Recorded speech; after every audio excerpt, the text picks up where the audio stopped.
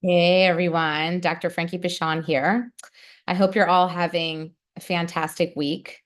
It's actually been cooler where I am right now in Northern California the last few days. So I've been able to go outside and hang out with my dogs, take them on walks, which has been awesome because 105 degrees day in and day out isn't the kind of weather where you can really spend much time outside. So I've been enjoying that. So I hope you all have been able to get outside no matter where you are in the world and be around nature, which always, I think it rejuvenates and just fills the soul in a way that um, the city doesn't, even though I love the city. But anyway, so I want to thank you all for being here today with me for another episode of me sort of sharing important topics that I think all of you should really consider. And there are things that come up in my private practice. There are things that have come up in my career as a matchmaker and as a psychologist. So hopefully you'll find this topic helpful today. And if you're new to my channel,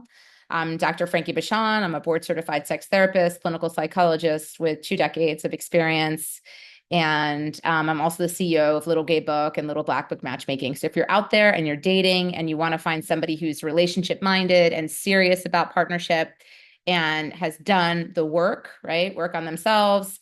They're wanting to find somebody who's ambitious, successful, smart, kind, loving, committed, loyal, all that good stuff, then you should get in touch with us.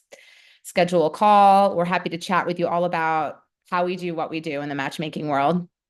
And you can learn more just by clicking below where we have all the notes. You can find the websites and how to complete a free profile if you want, and how to get in touch with us to learn more. So without waiting any longer, I'm just going to jump into today's topic, which is your relationship ready for marriage? You're sure you found the right one, and the feeling is mutual. So the next step is obviously to get married, right? I mean, why not? Well, maybe the intensity of our love connection, especially early in a relationship, isn't always a good indicator of what will make a healthy marriage long term. So, what is a good indicator? Today, I'm going to share what I recommend people ask themselves to determine if their relationship is ready for marriage. Do you know why you're looking to get married? It may seem like a silly question. You're getting married because you want to spend your life with this person. But why a wedding and why now? People's decisions to get married are influenced by a variety of factors, from family pressure to the need for health insurance to a desire to keep up with our peers. It's normal to have a rich context for your decision to get married, but it's also true that some reasons to get married are better than others. Are your parents just excited about your wedding, or do you feel you're bending to family pressure, yours or your partner's? Are you getting married from a place of security and stability, or are you feeling anxious and insecure and like you need to lock it down with this person? Perhaps most importantly, have you been raised in such a way that marriage was assumed to be a non negotiable milestone, something everyone does once they've reached a certain stage of their life?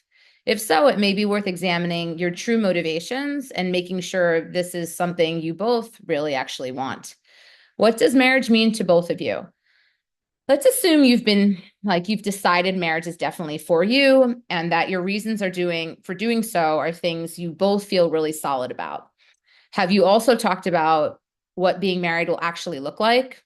Again, this may seem like a bizarre question or concern, but for some people, marriage is nothing more than a particular set of legal conditions and feel that nothing really changes with their partner or the relationship after a wedding. For others, it's an extremely meaningful bond that totally is distinct from dating or even living together. It might be worth really thinking through and getting both your and your partner's thoughts out in the open before making a big commitment, such as marriage, right? How do you see your relationship after marriage being different than it is now, assuming you're already living together? What's the emotional and psychological import of marriage to you? Are there any particular hopes or fears from your parents' marriage or your own previous marriages that you're bringing into this? Even if this doesn't lead to any specific decision making yet, have clarity on what this major step signifies for both of you.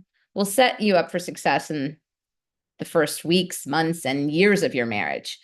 What does a wedding mean to both of you? Especially in the early stages of talking about getting married, the focus may not be on the marriage itself, but the wedding. Although, of course, a marriage extends far beyond a one event, like one-time evening, the wedding planning can be a revealing and stressful process that makes clearer what the emotional stakes are for both of you, where your priorities lie, and how you problem solve together, especially when it comes to family. Of course, a wedding is also a potent and concrete symbol of your relationship itself. Talking about what matters to you most in a wedding, what traditions and what rituals you want to include, and what your dreams and anxieties can also help you both learn more about each other as long-term partners. The planning of the wedding itself is also a kind of stress test or trial of fire, so to speak. Even the smallest, chillest weddings are emotionally charged. And it's also certain you'll face some genuine challenges and moments of conflict.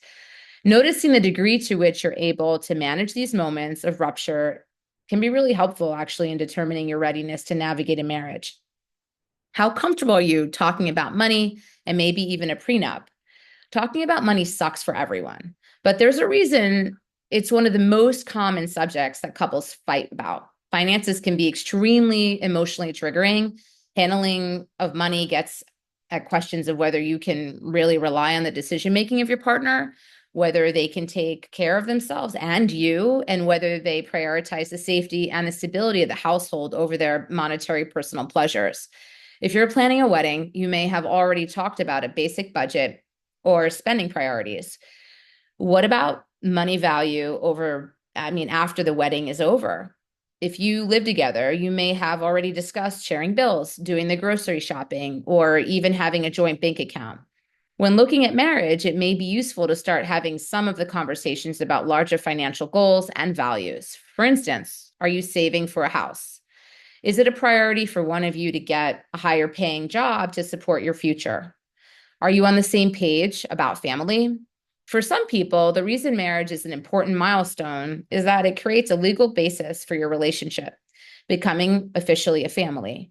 This may be because you want to have a better infrastructure for taking care of each other without needing power of attorney or legal documents. It may be because you want to have children. You or your partner may also have a family with more complex needs, like a sibling, a parent, or other relative who you care for or plan to care for in the future. Before getting married, it's important to have clear, explicit conversations about how you see your family in the future. If kids are part of the conversation for either of you, this is an incredibly important thing to be on the same page about.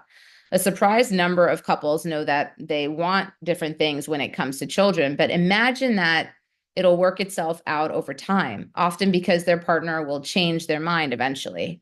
This isn't a good presumption to make and will likely lead to difficulty and resentment later on, and you definitely don't want that. If you and your partner are a queer couple, how do you want to go about having children? Who is comfortable carrying the child? And what makes the most sense for you both? Similarly, it's important to be united when it comes to parents and extended family. What kind of relationship do you both want to have with them? What level of mutual responsibility and obligation are you comfortable having with each other's families, especially if someone's parents are paying for the wedding? Are you available to care for or, care for each other's parents as they age or even house them? These may seem like an impossible or possibly remote concern now because it might be in the future, but getting these topics on the table, engaging your partner's availability to discuss them is a great indicator of how ready you are for a marriage. And that's what I got for you all today. So if you think that this might be helpful for somebody else, please share it. If you have any reactions, responses, please comment because I definitely read them and I like to respond to them. And thanks all of you for tuning in. And please subscribe to my channel if you haven't already. Just click that bell below. And for those of you that have, I appreciate you. Thank you so much for supporting me. And I will see you all next week. Kisses, hugs, take care.